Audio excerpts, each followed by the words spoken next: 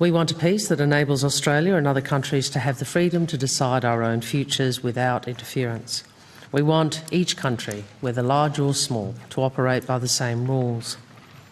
And when disputes inevitably arise, which they will, we want them managed according to the rules, by talking and cooperation, not by force or threat of force or raw power.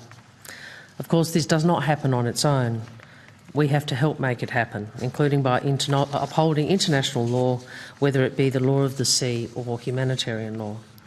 And we do nothing to help make it happen by recklessly threatening to pull out of the bodies that uphold international law.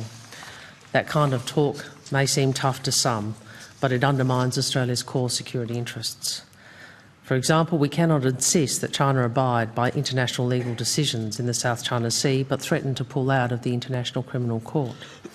We do nothing to shape the kind of region Australia needs by picking fights, blowing up relationships or beating the drums of war.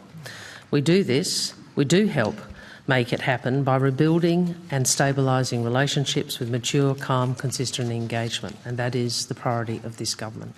Senators, as tensions increase around the world, it is a time for our political leaders to work together to protect our nation's character. We are a pluralist nation. We welcome different races, religions and views. We are united by respect for one another's humanity and for each other's right to live in peace. All of us, everyone here, has a high responsibility to protect that. There are too many who are prepared to exploit differences in our community for political advantage, spreading false information in an attempt to incite conflict here, to reproduce the conflict here. Remember, our actions do have consequences.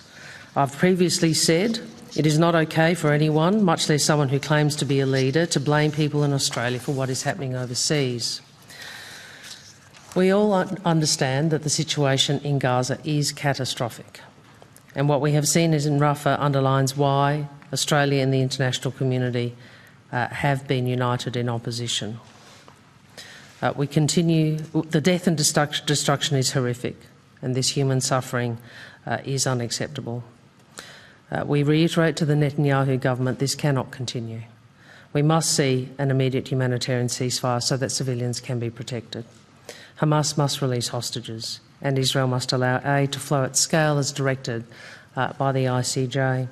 And so we welcome the current ceasefire proposal from President Biden, and I publicly urge parties to agree to its terms.